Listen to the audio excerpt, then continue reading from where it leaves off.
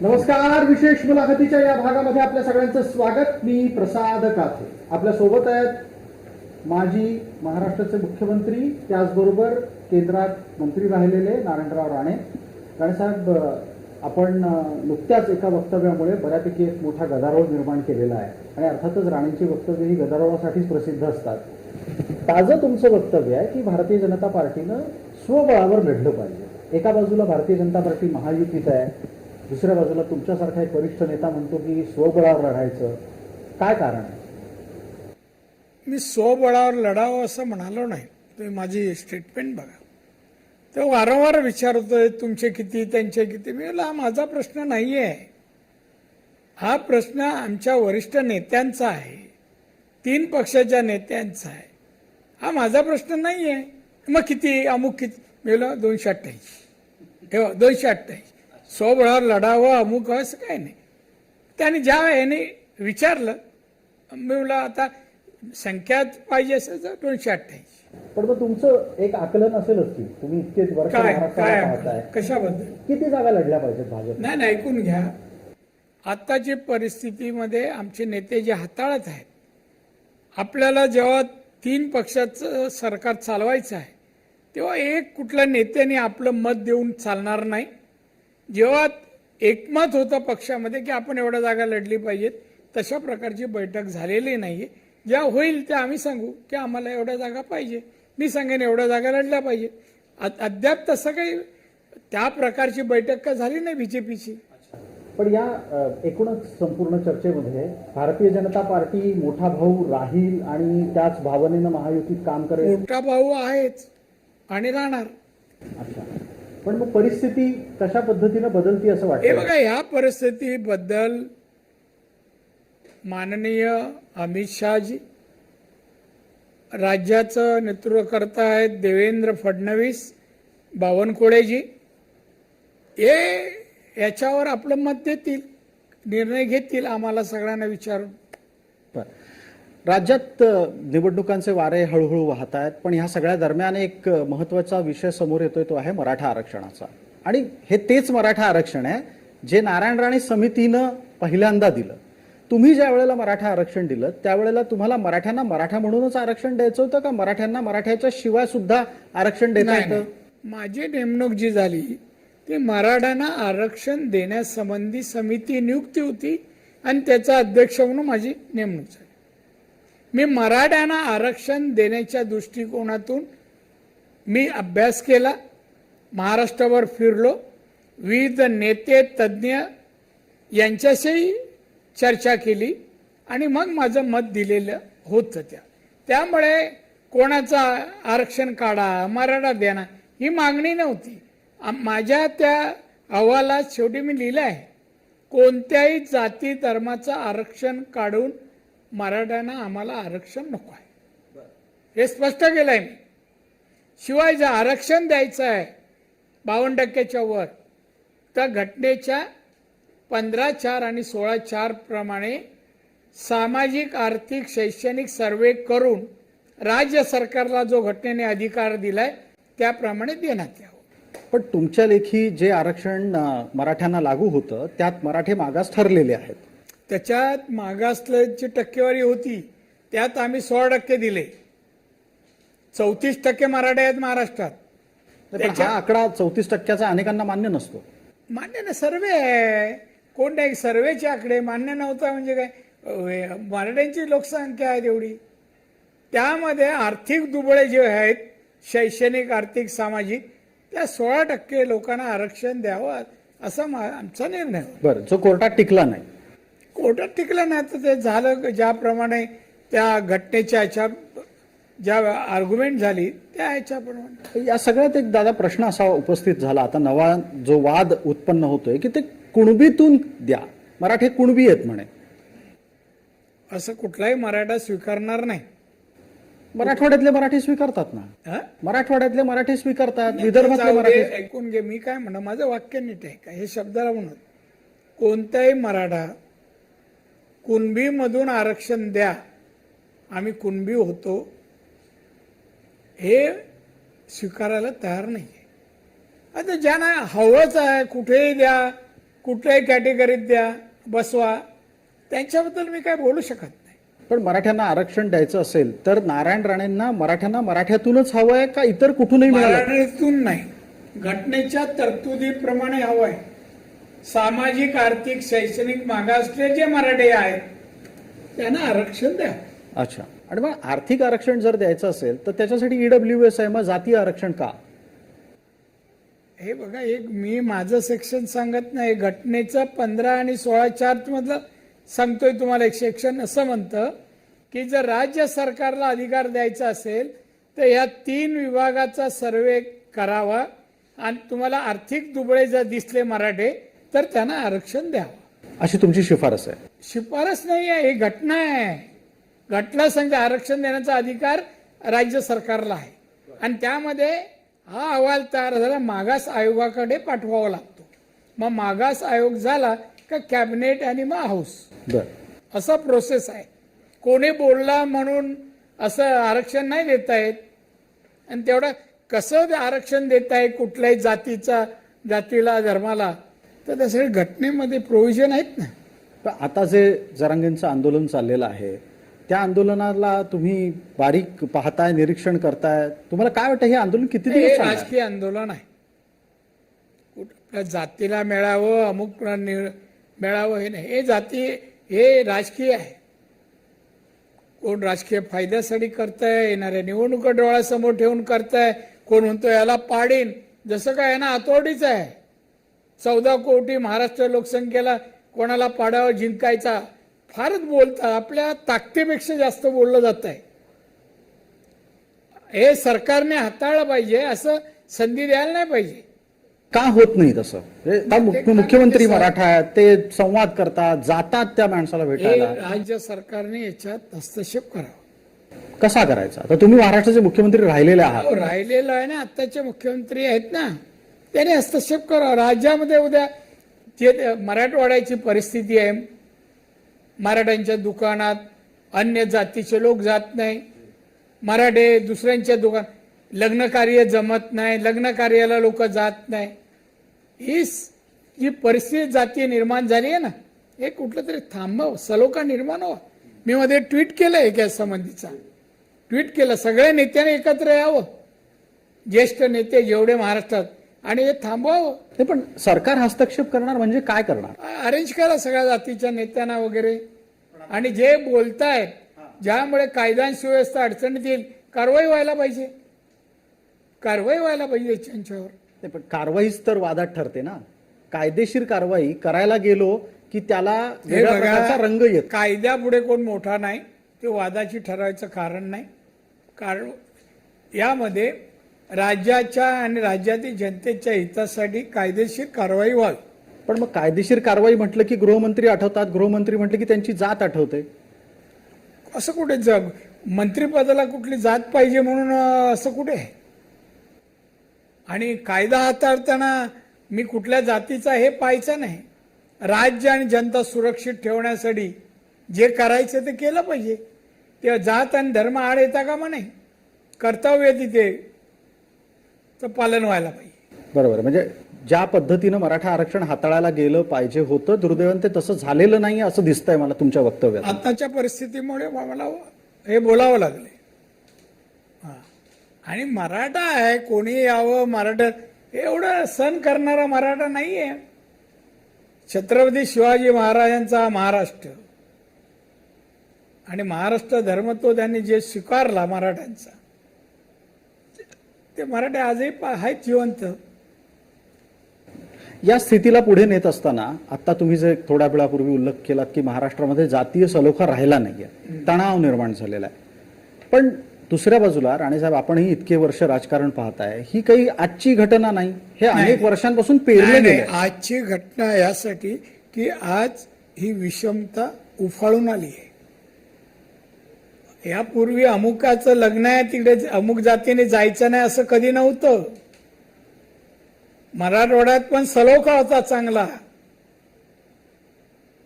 आणि तो का बिघडतोय, कोणामुळे बिघडतोय? हा, अगदी तेच तुम्ही सांगायला पाहिजे. अरे मग मी तर आता बोलणार तुम्हाला, ज्यांच्यावर बिघडतो त्यांच्यावर काय व्हायला पाहिजे, ज्यांच्यामुळे म्हणतोय मी. हा म्हणजे जरांगेचा बोलविता धनी कोण? हे वाक्य विधायक आहे, सामाजिक आहे का विषमता निर्माण करणार आहे, हे सरकार निदान करू शकत नाही, अधिकारी निदान करू शकत नाही. केलं पाहिजे. तर सरकारवर दबाव आहे की याची उलटी रिॲक्शन येऊ शकते, आंदोलन होऊ शकतात, जाळपोळ होऊ शकते. अशा रिॲक्ट होण्याला सरकार घाबरतं या मताशी मी सहमत नाही. बर, मग बंदोबस्त कोण नसणार, बाहेरची शक्ती कोणती येईल की हे सगळं थांबवेल? हे सरकारने थांबवायला पाहिजे, ही क्षमता असलीच पाहिजे. पण मनोज जरांगेंचा बोलविता धनी कोण आहे तुमच्या लेखी? माहित नाही कोण असेल, काय असेल, मी कोण मी एक तर मराठा समाजाचा नेता होतो आहे. मी या मताचा आहे की ओबीसीचं आरक्षण काढून मराठ्यांना द्यावं, या मताचा मी नाही. अच्छा, मी तर त्या मताचा नाही. कुठल्याही जातीचं आरक्षण काढून मराठ्यांना द्यावं या मताचाही नाही. तुम्ही घटनेच्या 15(4) आणि 16(4) प्रमाणे 52च्या अधिकचं आरक्षण मिळवावं आणि ते त्यातील जे मराठे आर्थिक दुबळे, शैक्षणिक, सामाजिक त्यांना द्यावं. या सगळ्या आरक्षणाच्याच एकूण आंदोलनामध्ये अगदी ताजी घटना आहे की मराठे आंदोलन करायला आता थेट तिथे पोहोचले जिथे शरद पवार ज्या हॉटेलमध्ये आहेत आणि पवारांच्याकडून त्यांनी भूमिकेची अपेक्षा केली. इतके दिवस महाराष्ट्रामध्ये विविध प्रकारची परिस्थिती समोर येत असताना, आरक्षणाचे आंदोलन होत असताना ठाम आणि ठोस अशी भूमिका पवारांकडून येत नाहीये, ही त्यांची तक्रार आहे. नाही, पवारांकडून येत नाही का? कोणी ऑथराईज केलं नाही कोणी मराठ्यांचे हे नेते म्हणून. अच्छा, शरद पवार मराठ्यांचे नेते एकमेव ऑथराईज नाही केलंय कोणी की यांनी निर्णय दिला म्हणजे हे होणार, असं काही नाहीये. त्यांनी किती आरक्षण मिळवण्याला सहयोग द्यावा हा त्यांचा प्रश्न आहे. जर सन्मानाने मराठे अधिकारवाणीने बोलवत असतील, मागत असतील तर तो सपोर्ट करायचा की नाही त्यांचा प्रश्न आहे. पण ते गप्प बसले तसं वाटतंय तुम्हाला? निवडणूक आहेत. अच्छा, हे काय राजकारण आहे? निवडणूक आहेत, कोण कोण असे एक बाजू घेईल, कोणी येणार नाही. नाही, पण एका बाजूला भारतीय जनता पार्टी आणि त्याचबरोबर सगळी जी तुमची महायुती आहे ती ठामपणे सांगतेय की कोणाचं काढून आरक्षण देऊ नका. दुसऱ्या बाजूला मविया काहीच भूमिका घेत नाही, बैठकांना येत नाही, अशी त्यांची काय अडचण आहे? मविया बैठकीला पण येत नाही, आरक्षणाच्या संदर्भातल्या चर्चेत सहभागी होत नाही. काँग्रेसवाले, त्याचबरोबर शरद पवारांचे समर्थक आणि उद्धव ठाकरेंचे समर्थक. त्यांना महाराष्ट्रात काय झालं त्यांना काय फरक पडतो? असं कसं? निवडणुका आहेत ना. निवडणुका आहेत म्हणून तर त्यांना एका जातीचं मराठ्यांच्या पाठी उभं राहायला भीती वाटते. मराठे आहेत जातीने, पण मराठ्यांसाठी त्यागाची भूमिका नाहीये. अशा वेळेला मराठी काय करतील? पण मराठे काय कर, मराठ्यांना आज आहेत ना बाकी नेते. अच्छा, आम्ही आहोत ना. हा, काय करतील म्हणजे काय? एक मुद्दा सातत्यानं आता नवीन सुरू झालाय, तो आहे सगळे सोयरे. तुमच्या वेळेला आरक्षण देताना हा विचार आला होता? नाही नाही, मलाच पटत नाही तर मी कशाला तो विषय घेईन. उद्या शेजारी बाजारी पण येतील, मित्रमंडळी पण घाला म्हणतील. या मागण्या म्हणजे आरक्षण मिळू नये यासाठी अधिकचं वाढवलं जात आहे. राजकारण करायचं जातीच्या आरक्षणाचं आणि आपण काहीतरी मिळवता येईल का येणार निवडणूक हे पाहायचं. याच्या पलीकडे या आंदोलनाला मी किंमत देत नाही आणि याच्यातून मराठ्यांना काय मिळेल असं मला वाटत नाही. सगळे सोयरीची मागणी सोडून द्यायला पाहिजे. चुकीची आहे. अच्छा, चुकीची आहे, कुठल्याच नियमात बसत नाही. काल परवापर्यंत आणि ही पण मागणी चुकीची आहे की ओबीसी मराठ्याने ओबीसी मधून आरक्षण दिले जा, याची मत सहमत नाही. जर सगळे सोयरे चुकलेलं आहे, ओबीसीतून आरक्षण नको, तर मग एक वाक्यात कुठली मागणी असली पाहिजे की मराठ्यांना मराठा म्हणून आरक्षण द्या? भारतीय घटनेप्रमाणे आरक्षण जसं दिलं जातं, सामाजिक, आर्थिक, शैक्षणिक मागासलेपणा ज्यांच्यात आहे त्या वर्गाला आरक्षण देण्याचा अधिकार राज्य सरकारला आहे आणि तो राज्य सरकारने 52% वरचं आरक्षण मिळवून द्यावं. देशात अनेक राज्यांनी तसं केलंय प्रयोजन. तुम्हाला वाटतं की तुम्ही खूप मोठं धाडस करताय अशा प्रकारचं वक्तव्य? कशाला? माझं पहिल्यापासून आहे. मराठ्यांना अंगावर घेताय? अंगावर कोणाला? मराठ्यांना, हे जे आता आंदोलन करतायत त्यांना सोडा, अंगावर त्यांना अंगावर मी कधीच घेतलं. मी काय मानत नाही कोणाला. हे सरकार काय दखल आहे मला माहिती. मी मानत नाही कोणी. ते आंदोलन आहे, या देशात कोणाला आंदोलन करायचा अधिकार आहे, लोकशाही आहे, त्यांनी करावं. पण ते आंदोलन मराठ्यांना न्याय देणार आहे असं म्हणणाऱ्यापैकी मी नाही. ते म्हणतात की भाजपचे सगळे उमेदवार पाडू, फडणवीसांना संपून टाकू. आता तर का असा महाभाग झाला नाही, जन्माला आला नाही. सगळे पाडू आणि एक करू, हे जे असं बोलणं, मग कुठेतरी पाय घसरतोय, तोल जातोय असं म्हटलं तर चुकीचं होणार नाही. पण तुम्हाला लोकसभेच्या निवडणूक निकालांवरून असं वाटलं नाही की मराठ्यांनी ठरवून मराठवाड्यात निकाल दिला म्हणून? नाही, मला निकाल दिला, मराठवाड्यात लोकांची कदाचित दिशाभूल होत असेल. मराठवाड्यात बरेच नेते झाले, मी सगळ्यांना चांगलं ओळखतो, पण आपल्या समाजाला, समाज वर्गाला फरफटत नेण्याचं आपल्यासाठी प्रयोजन कोणी केलं नाही. आपल्यासाठी म्हणतोय, हे आपल्यासाठी हा फार महत्वाचा शब्द आहे, म्हणून तर मी रिपीट केला ना.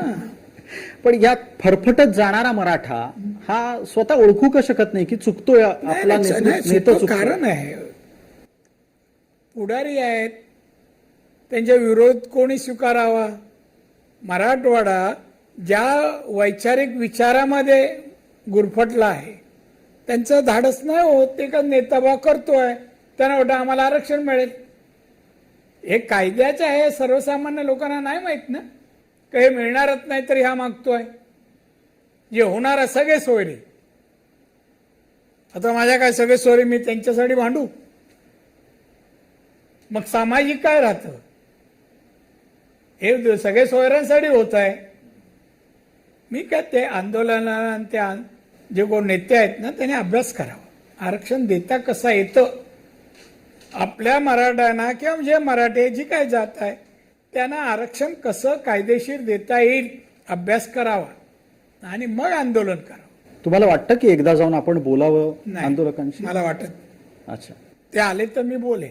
अच्छा, तुम्ही तयार आहात जर ते आले तर बोलायला? ते आले तर बोलायला तयार, ते कोणालाही. चर्चेचा पुढचा टप्पा आहे आता, आणि तुमचा आवडता विषय एक आहे, मातोश्री आणि ठाकरे. काय ते आवडतं? आज वाढदिवस आहे उद्धव ठाकरेंचा, हो, शुभेच्छा त्यांना मी द्यायची. कालच शुभेच्छा दिला. दीर्घ आयुष्य, उत्तम आरोग्य आणि त्यांच्या तोंडून येणाऱ्या अपशब्द, शिव्या भविष्यात बंद व्हाव्यात, त्यासाठी शुभेच्छा. पण त्याच्याच बरोबर आता भावी मुख्यमंत्री म्हणून बॅनर लागायला लागले. बॅनर कोणी लावतो?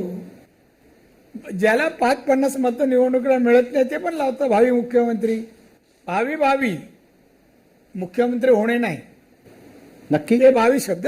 तुमची मी भविष्य. सांगतो, उद्धव ठाकरे यापुढे मुख्यमंत्री होणे नाही. एक उद्धवजी मिया हे मुख्यमंत्र्याचा मसाला नाही. तुम्ही उद्धव मिया म्हणालात? हो उद्धव मिया? हो, त्यांचं बाळासाहेबांच्या नामकरण मुलाला झालंय. आपण- आता या निवडणुकीत मागच्या लोकसभेला नामकरण झालंय. अच्छा, आणि नामकरण विधी मातोश्रीवरच झालाय. फारच आतली माहिती आहे तुमच्याकडे. आता कशाला? सगळे मुस्लिम लीडर गेले होते या विधीला. पण बाळासाहेबांच्या मुलाला उद्धव मिया होताना नाही, पाहतो. बाळासाहेबांचं नाव घेऊ नका इथे. बाळासाहेबांचा मुलगा असेलही, पण बाळासाहेबांचा 1% गुण. बाळासाहेब हिंदुत्वाचे ज्वालामुखी होते. हो, हिंदुत्वाची ज्वालामुखी. हिंदू बोलताना पण ते आवाज चढवायचे. हे असे लाचार नाही हो, पदासाठी येण्याच्यासाठी. हे लाचार आहे. याच्यात काय हिंदुत्वाचं रग आहे काय? हे आहे साहेब नेहमी म्हणायचे, ताकद असून चालत नाही, रग लागतो. तो त्यांच्या चिरंजीवात नाही ना. बाळासाहेबांचं नाव घे. साहेबांना आम्ही पाहिलाय, अनुभवलाय. साहेबांसारखा माणूस होणे नाही, हे माझं मत आहे. आज साहेबांना काय वाटत असेल स्वर्गात? दुःख, अश्रू ढाळत असतील. हिंदुत्वाचा त्याग करून भाजपला सोडून शरद पवार गेले, काय वाटलं असेल त्या साहेबांचा विचार ज्या माणसाने केला नाही त्यांचं तोंडावर नाव घेणं पण मला वाटतं घेऊ नये असं वाटतं. कसलंय मी हिंदू आहे म्हणतो, काय ठेवलंयस तू हिंदुत्वाचं? आता घरी जे मातोश्री जे लोक येत आहेत हे तुमचे कुलाबेचे आमदार बिमदार सगळे, आणि जे काय होत आहे हे काय? तुम्ही जुने शिवसैनिक, मनानं कट्टर हिंदू. हो, तो काय नाही. एक नुकताच प्रसंग घडला आणि त्याच्यावरून बऱ्यापैकी सोशल मीडियावर चर्चा झाली, ती म्हणजे अबू आझमी मातोश्रीवर गेले. हो, तोच घटना सांगतोय मी. हा, आणि त्यावेळेला जे विद्यमान फैजाबादचे खासदार आहेत ते चप्पल घालून मातोश्रीत फिरले, त्याचा फोटो आला. हो. हे अनेकांना आवडलं नाही. आवडलं नाही, ज्यांच्या घरात आले त्यांना आवड, त्यांनी स्वागत केलं सगळ्यांचं, या या या आलेकू सलाम आणि वाक्य काय सगळं झालं ना तिथे. म्हणून तर मी आता त्यांचं नाव मियाच ठेवतोय, उद्धव मिया. त्यांना पुढे मुख्यमंत्री बनायचं आहे, त्यामुळे ते मिया लावून घेतील, अजून काय लावून घेतील. पण जी आणि त्या एक तर कालचाच विषय बजेटवर त्यांचं ओपिनियन. देशाच्या अर्थमंत्री जेव्हा महाराष्ट्रात आले ते मुख्यमंत्री असताना आणि जी मिटिंग झाली तेव्हा याच ग्रस्ताने सांगितलं की मला बजेटमधलं काय कळत नाही. आणि कालच्या बजेट आल्यावर काय भाषेत बोलतो, बूट चाटणं आणि हे चाट, ही काय भाषा आहे बजेटवरचं ओपिनियन असं दिलं जातं? आधी काय कळतं? तुझ्या वेळचे बघ 20, 21, 22ला रिसोर्सेस काय होतं, राजकोषीय तूट काय होती, काय केलंस तू? आता हे शब्द त्याला जड आहेत, अजून परिचयाचे नाही. तुम्हाला वाटतं अर्थसंकल्प कसा वाचावा याची त्यांनी फडणवीसांकडे शिकवणी लावावी? फडणवीस काय फार बरंच अर्थतज्ञ आहेत, अर्थतज्ञ आहेत. बर. देवेंद्र फडणवीस यांची फी परवडणार नाही त्यांना. नाही, एक पुस्तक पण लिहिलंय फडणवीसांनी. नाही, पण लिहिलंय, पण त्यांना ती फी परवडणार नाही. अच्छा. त्यामुळे असे बघावे की जे बजेटवर माहिती देतील चांगली. येत्या निवडणुकांमध्ये आदित्य ठाकरेंच्या उमेदवारीची चर्चा परत परत येते. ते वरळीत उभे उमेदवारी? राहतील. कसली उमेदवारीची निवडणुकीत आमदारकीची? हा, वरळीत उभे राहणार, जिंकून येणार. प्रसंगी ते एकनाथ शिंदेच्या विरोधात उभे राहायला ठाण्याला जायची चर्चा करतात. हो का? राहा ना मग, डिपॉझिट जाईल. ठाण्यात जाईल की वरळीत जाईल? हा? आदित्यचं डिपॉझिट ठाण्यात जाईल की वरळीत जाईल? दोन्ही ठिकाणी जाण्याची आत्ताची परिस्थिती आहे, दोन्ही ठिकाणी. एक तर आदित्य ठाकरे याचं एकही वाक्य पूर्णविरामासह आहे का बघा. अर्धवट वाक्य, क्रियापद वापरत नाही माणूस. काय विचार, त्यांनी मंत्री होते, काय महाराष्ट्रासाठी केलं सांगा. त्यांनी आणि त्यांच्या वडिलांनी एखादा विषय सांगा, एखादा मोठा म्हणजे एखादा मोठा प्रस्ताव आणला, विकासाची एखादी गोष्ट आणली. नाही, ते म्हणतात ना दावोसला गेले होते, तिथून गुंतवणूक आणली. जाऊन विमान प्रवास केला, हो, पर्यटक म्हणून गेले ते, का आणायला गेले नाही. कळलं पाहिजे ना काय मागायचं, कसं मागायचं. तर त्याचं काम नाहीये, हे फक्त टीका करायची घरात बसून, एवढंच काम आहे. दुसरा विषय बोलाव, तो विषय उगाच लोकांचा वेळ नको घ्यायला. तुमचा आणखीन एक मुद्दा आहे हा. की तुम्ही संवेदनशीलरित्या दिशा सालियन आणि सुशांत सिंगचं प्रकरण हाताळलं गेलं असं म्हणता, आणि नितेश राणे हाताळलं गेलं म्हणाल नाही. आम्ही लावून धरलं, आमचा शब्द आहे लावून धरलं, तरी अद्याप त्यांना न्याय मिळाला नाही. हा, त्याच्यासाठी नितेश राणेंना पोलिसांनी बोलवलं होतं. बोला, कोणाला नाही बोलवलं, पोलीस बोलवतात, काय करायची धमक दिसत नाही. असं का? तुमचं सरकार आहे. आमचं सरकार, तरी मी बोलतोय, हे माझं धाडच नाही का? आहे, निश्चितच आहे. काय म्हणजे जे आम्ही म्हणतो, आरोप लागवतो, काय चुकीचं आहे? दिशा सालियन आणि सुशांत दोघंही मेली, हत्या झाली, एवढं खरं आहे? हत्या झाली म्हणताय तुम्ही? ऐकून घ्या, हत्या केली म्हणतो मी, शब्द पूर्ण अर्धवट नाही उच्चारत. दिशा सालियनला या देशाला काळिंबा लावणारी घटना, तिच्यावर अत्याचार करून वरून फेकून देण्यात आलं, याच्याबद्दल काय आहे? छत्रपतींचा महाराष्ट्र, कसली चर्चा करतोय आपण? हो, मी विदाउट इन्क्वायरी एफआर दाखल केला असता, विदाउट इन्क्वायरी. एवढा किळसवाणी प्रकार आहे.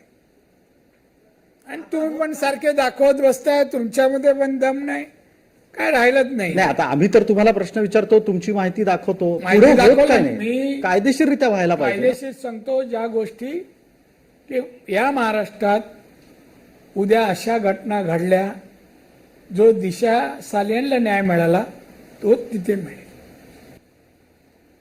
एक विश्वासार्थ सरकारने दाखवून द्यायची असते, बघा अन्याय कराल ही सजा लागेल, हे असं तुम्हाला तुमच्या पदरी पडेल. मग दुर्दैव आहे. पण आता राणेसाहेब, ज्या पद्धतीने तुम्ही सांगताय त्यातून असं वाटायला लागलंय ऐकणाऱ्याला की महाराष्ट्रात कायद्याचं राज्य नाही. राज्य नाही म्हटलं नाही, कायद्याचं राज्य आहेत, कायदे मंत्री आहेत, मुख्यमंत्री आहेत, पण दिशा सालियन सुशांतला न्याय देऊ शकले नाहीत. ही माझी तक्रार आहे. तुमची तक्रार तुम्ही त्यांच्यापुढे मांडली? हो, मी लेखी देतो म्हणजे तक्रार मांडली, लेखी निवेदन आहेत माझी. बर. आणि या सगळ्या प्रकरणाला तुम्ही किती तडीस लावणार आहात? कारण तुम्ही बरेच वर्ष यावर संघर्ष करताना दिसताय. समजा पहिल्या दिवसापासून जिथे अन्याय आहे तिथे नारायण राणे असणार. मी बाकीच्या गोष्टीची पर्वा करत नाही, काय होईल ठीक आहे. पण सालियन परिवार म्हणतो की हे बोलू नका, बास झाला आता. कोण सालियन दिशाचा जो परिवार आहे, कुटुंब आहे, सांगा हो, कोण म्हणाले? त्यांची आई, तिची आई म्हणते. जाऊ त्या खोलात जाऊ नका आणि मला टीव्हीवर बोलायला लावू नका. बर.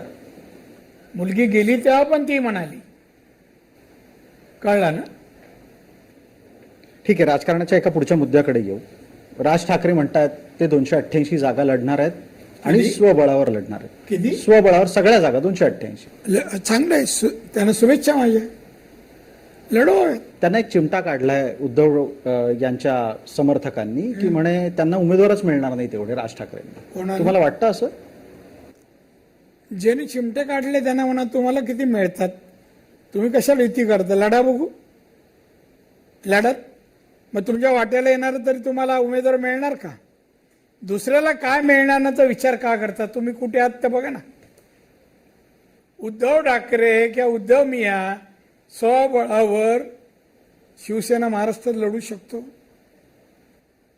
शरद पवार काँग्रेसच्या मदतीशिवाय सामोरं जाऊ शकतो निवडणुकीला? नाही, काही ताकद नाही.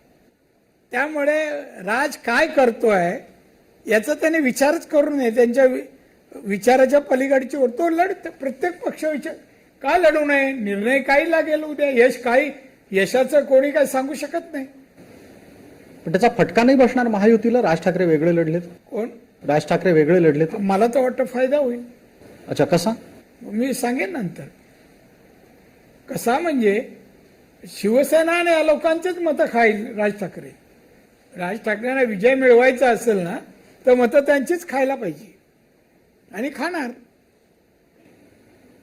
एकूणात हे तुमचं गणित आहे असं, राज ठाकरेंना वेगळं लढायला सांगणं?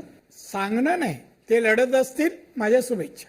अच्छा, तुम्ही शुभेच्छा देत आहात. हा. आणि महाराष्ट्रातल्या निवडणुकीच्या निमित्तानं चर्चा. आणि उद्धव ठाकरेंना पण शुभेच्छा. त्यांना कशासाठी? उद्धव ठाकरे आज तुम्ही म्हणाला त्यांचा वाढदिवस आहे. अच्छा. हा, मग त्यांना शुभेच्छा द्यायला पाहिजे ना. हा माणुसकीचा धर्म आहे. हो, त्यांना कळत नसेल पण ज्याने कळलाय त्याने ती माणुसकी दाखवली पाहिजे. निवडणुकीच्या निमित्तानं मुलाखत आपण घेतोय, चर्चेला थोडासाच वेळ उरलेला आहे. पटकन विचारतो, येत्या काळात मुख्यमंत्री कोणाचा असणार आहे? मवियाचा का महायुतीचा? युती ठरवेल. अच्छा, नाही पण युतीचा होईल का? युतीचाच होईल, पण कोणाचा हे मी सांगणार नाही. अच्छा, युतीचा होईल असं तुम्हाला वाटतं? दुसऱ्या बाजूला असं दिसतंय की महाविकास आघाडी पण प्रयत्न करते. शरद पवार तर उलट उद्धव ठाकरे मुख्यमंत्री व्हावेत यासाठी नाही. बळ घालतील हे काँग्रेसला. तुम्ही शरद पवारांच्या तोंडी हे वाक्य घालू नका. आजच्या परिस्थितीत शरद पवारांना तर आजच्या आज म्हणतोय उद्धव ठाकरे मुख्यमंत्री व्हावेत आणि महाराष्ट्र पिछाडीवर किंवा खड्ड्यात जावा असं त्यांना वाटत नसेल. हे मला वाटतं शरद पवारांबद्दल, का त्यांनी मागचा कारभार पाहिलाय. 2.5 वर्षात 2 वेळा मंत्रालय. ते भावी लिहिलं, बॅनर लिहितं त्या खाली लिहा, बघा आमचे मुख्यमंत्री 2.5 वर्षात 2दाच गेले आणि 2दा 2.5 वर्षाचा कारभार हाताळला. नाही, पण मग पवारांच्या मनातला मुख्यमंत्री कोण असेल? ते सांगत नाहीत. शरद पवार तुम्हाला स्वभावच माहित नाही, ते अशी गोष्टी सांगत नाहीत, ते त्यावेळेला दाखवून देणार. म्हणजे निकालानंतर ऐन वेळेला उलटफेर होऊ शकतात. हं? निकालानंतर महाराष्ट्रात ऐन वेळेला उलटफेर होऊ शकतात का? जरूर होऊ शकतं, होऊ शकतं, 100%. धन्यवाद नारायणराव आभारी राणे साहेब, आहे. धन्यवाद. धन्यवाद. आपण वेळ दिलात आणि मुलाखतीच्या सगळ्याच प्रश्नांची दिलखुलास आता उत्तर आपल्याला दिली. दिली तर लाईन लागेल. थँक्यू. धन्यवाद धन्यवाद. तर या विशेष मुलाखतीच्या भागामध्ये तूर्तास इतकंच. आपण पाहत रहा फक्त जय महाराष्ट्र.